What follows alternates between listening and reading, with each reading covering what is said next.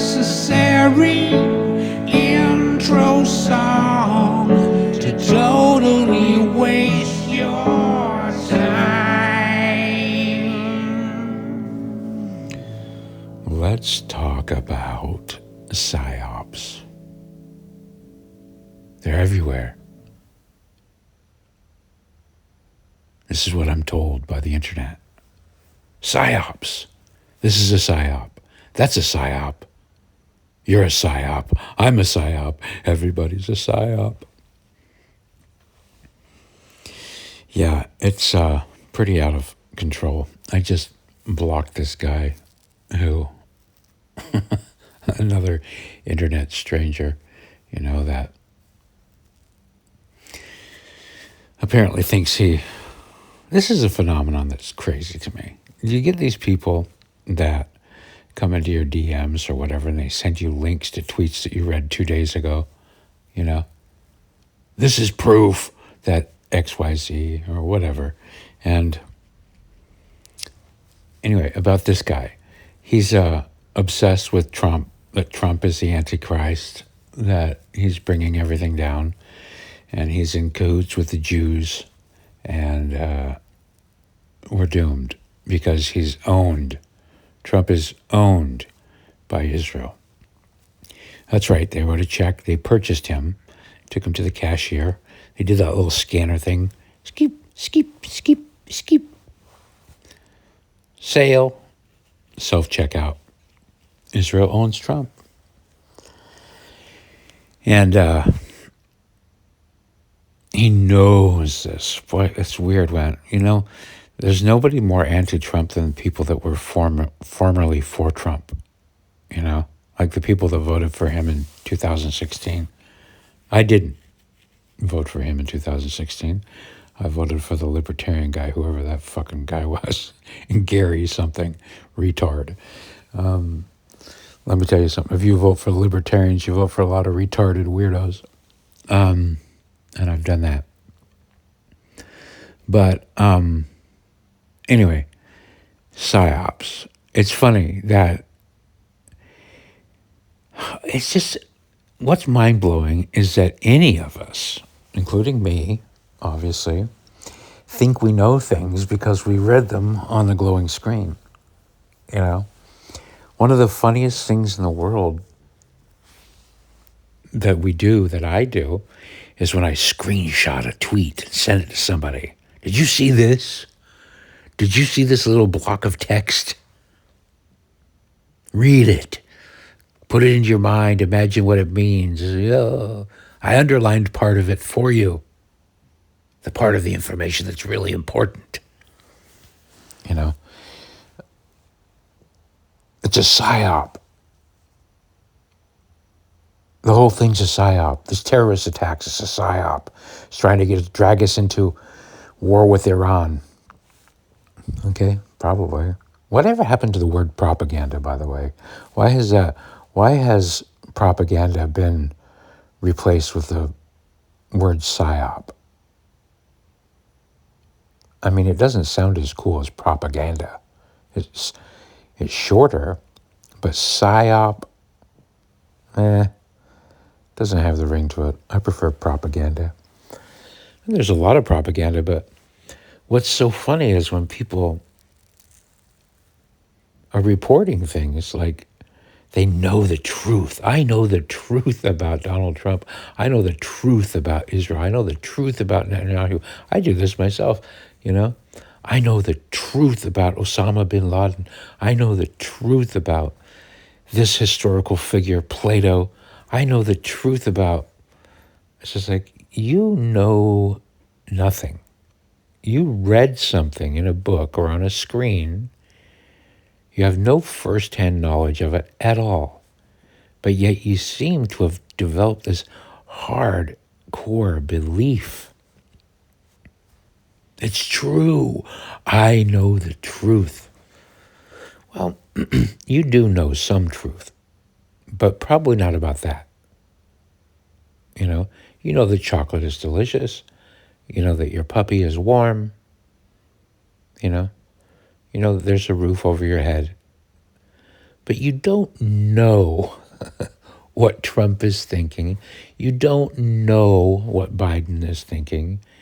You know, you can speculate. You can, wish. You can imagine. You can speculate. Anyway, people don't like to, I'm not a believer. I've said this a lot of times. I'm a skeptic, whether I like it or not. It's not like I even have to train myself to be a skeptic. I just kind of am, no matter what, except for my real world stuff, things that I know firsthand, literally firsthand. I can touch it, I'm not iffy about that.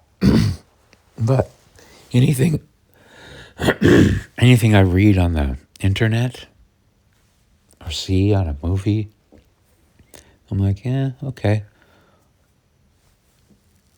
That's interesting. But I'm not a believer. I sometimes am a hoper. I can hope. I can hope that things are going to be nice. I mean, my hope probably doesn't affect the outcome much, maybe a little bit, a little positive energy here and there, a little bit of optimism might nudge things in a positive direction, maybe, probably not much. But yeah, psyops. Everything's a psyop. And they're not wrong. Reading is a psyop. Media is a psyop. This right here, my recording that I'm making right now, is a psyop. It's certainly not a high five. There is no connecting of my hand in your hand. We are not, you and I are not slurping on the same piece of spaghetti and coming in for a kiss. We are not doing that. We are not holding hands on the beach, and caressing each other's goosebump arm as the breeze blows by. We're not doing that. I'm saying things that are in my brain through whatever magic that entails, however that happens, and I'm putting them into this little device that's recording them, and then you, at some later time, will hear a speaker vibrate, and it will emulate the words that I'm putting in right now, and they'll go into your ear ball, and you'll put it into your brain, and it will swim around in the little, whatever it is in your brain that makes you think and that holds information, the goo, the little intestine-looking thingies that is your brain. It's kind of fun that your lower intestines and your brain look the same. I think the creator might have been making a pretty good joke there. But yeah, it's a psyop. This is a psyop. You and I are engaged in a psyop. Every time we open our mouth and we try to communicate to somebody something that we have in our mind, it's a psychological operation. And I'm not so sure we understand our own motives in doing that, I suspect it's about love and loneliness and wanting to connect with people and to find meaning, But that's what it is. It's a psyop. I love you. It's a psyop. Do you really, though? Do you really love me? I can't prove it, Language is crazy. And it gets even crazier when it becomes disconnected from your physical presence, If you guys were, you 5 people that are listening, if you were right here in the room with me, everything would be different right now. It would be awkward, first of all, because I'm laying in bed. Probably shouldn't have told you that. Now things are really awkward, right? It's the middle of the night. So, but this media, this technology allows us to separate that so we can bypass that awkwardness, you know? So there's no accountability here, you know? And I don't think it's such a great idea. I know I keep saying this over and over again, but the fact that I'm not accountable to you makes the psyop even worse, you know? I was saying this to my friend Peter yesterday, you know? And in the last recording I made about influencing the influencers, you know, there's this whole thing is like, something tells me to just stay away from media completely.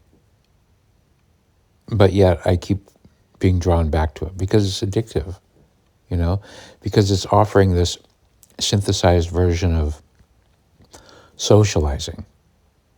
It's porn, basically, you know. It feels like you're socializing, but you're not really socializing. You're talking into a little box, you know. And, you know, I wonder if saying good things into the box is even worse. Let's take, for example, let's say that I'm a beautiful woman instead of a 57-year-old dude with crooked teeth and gray hair and a long beard.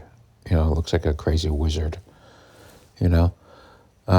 Let's say I'm a beautiful woman and I'm talking gently and closely into a microphone, and let's say you're a young man, you know, and I'm saying things that comfort you and makes you feel like you have a friend and less lonely in the world, you know? And I inspire you to live your dreams and clean your room because I listen to Jordan Peterson, you know? So I repeat all his stuff to you, and you think, oh, somebody gets me. And you feel all enlightened and inspired by this recording of this beautiful woman. Well, that's what porn is, you know? Because if you spend your time falling in love with somebody that's not accountable to you, that's time you should be spending maybe trying to fall in love with somebody in real life. So it's almost worse when the media offers you love or friendship. You know what I mean? So it's almost like being a good influence is worse than being a bad influence. You know, if I was sitting here saying, you should do a lot of drugs, you know, telling you to engage in dangerous behavior, I mean, that's kind of bad. But there's this, you're already programmed to go, that's bad advice. I don't want to do that. You know, I'm not going to drive 120 miles an hour down a neighborhood street with children playing on it. I'm not going to do that, you know? But if I sit here and say nice things and wonderful things and make you feel better about life, well, the inclination is to go, well, there's nothing wrong with that. What could be wrong with that? What could be wrong with listening to a beautiful song? You know? That's good. Is it though? If you start getting your beautiful moments from two-dimensional objects, like books, well, I guess that's a three-dimensional object, but the page, you know, flat screen, I guess a vibrating speaker is three-dimensional, but you know what I mean? It's like, if we're getting our love and our empathy from artists and writers and academics and intellectuals, preachers, beautiful ladies, handsome men, actors, directors. If we're getting our friendship and our inspiration from them, is that good? Or is it a disconnected psyop? I know I'm being ridiculous, but I really mean it, because your own experience will probably tell you that you just see people. I'm not trying to be an old guy here, but we used to go over to our friend's house and knock on the door. Even when we got older, like I remember in my early 20s, there was no internet. There was. It was just coming about. I remember first getting online in an AOL chat room, probably when I was 22 or 23 or something. My roommate had a big computer. He was not a trust fund kid, but his parents were really rich. And so he got a really expensive, $6,000 computer, Macintosh. His parents bought for him. But yeah, we got online and got on AOL chat. Oh, wow, interesting, cool, Chatting with a stranger. I mean, I guess it goes back further than that. My weird uncle, Harold, my dad's only brother, kind of a recluse guy, but he was into ham radio, and he had a whole room dedicated to, he's kind of like me. I've realized I've ended up more like Harold than anybody else in my family, but never got married. He never got married. I got married once for a week, or for 2 weeks, but he had a ham radio, and he would talk to strangers. He'd turn a dial, and I remember going in there, and he said, look, and then we were talking to somebody maybe in Alaska or Russia or something, I can't remember, somewhere very far away, And I was thinking, Harold's friends are distant and far away. Because he was kind of a loner. You didn't see him hanging out with people. Tidy house, little small house in Canada, And now here I am, talking into a box to distant friends that I'll never meet. I don't know.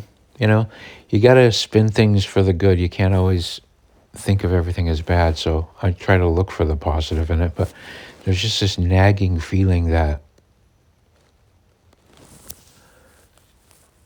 I've been going by, for the last couple of years, people, I like to think of myself as somebody who, what you see is what you get. That I'm the same, and my opinions in real life are the same as my opinions online. There's no doubt about that. But since you don't have a live 360 stream on the internet, you're always just getting little bits and pieces. And for a long time, I realized that most of the stuff I was posting was negative, and my rationale was that I want to make Facebook worse because I want people to not be on it. I want the experience to be bad because I want people to not use it. I want to be part of the downfall of social media.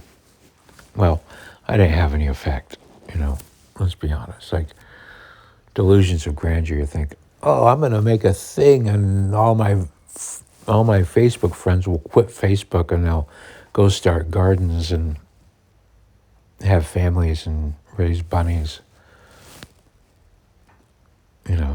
I didn't really think that, but there's just, it's a directional thing, trying to influence or inspire people. Making psyops. We all have our own little psyops. Anyway, back to the guy that I just blocked, another blocker. It's really weird when people have a a little bit of connection. This is a person I never met in true life, just somebody I connected with on the internet. Another one of those. Never seen his face besides his profile picture, you know. But it's weird how those kinds of relationships, even that, how sometimes those can be, people take the tone of very abusive.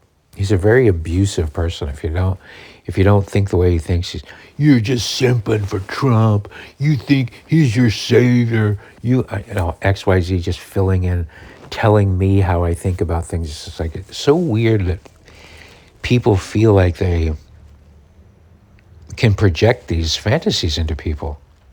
I was like, tell me more about me, please. Read my mind. Read Trump's mind. Read everybody's mind. Sending screenshots. Oh gosh, isn't that weird when we send a screenshot?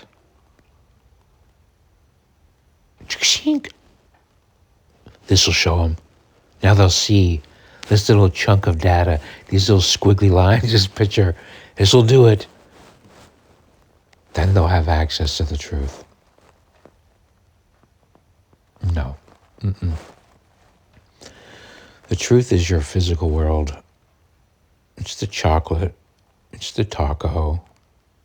It's your mom. It's your dad. It's your best friend. It's your puppy.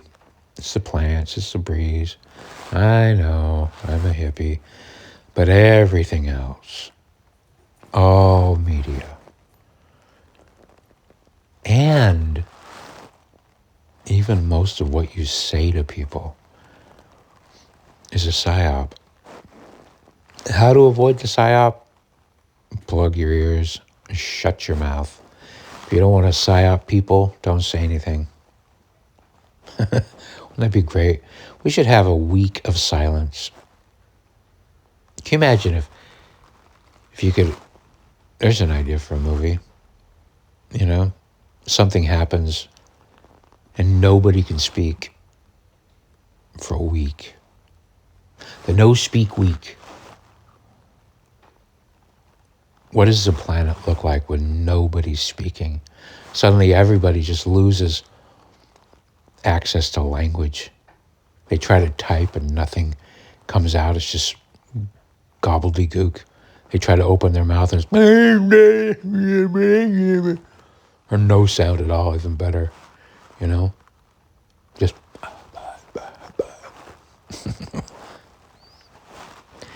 I have a feeling life would improve, if nobody could say anything. Because suddenly we'd be reconnected to the rest of language, which is, where are we? Oh, we're at the beach together. Oh, we're holding hands. Oh, we're both looking at the sunset. Oh, and look at this little sand dollar. Flip it over. Look at all those thousands of little legs. See, I can't say any of this. You can motion. You can, use your head and go, look that direction. I don't know. Language makes it a lot easier to lie. You get rid of language, and most of the psyops go away. It is much harder to lie with your eyes. You can do it. I dated a girl, boy, she lied with her eyes all the time. But I guess I knew it, and that's why I'm saying that now. But yeah,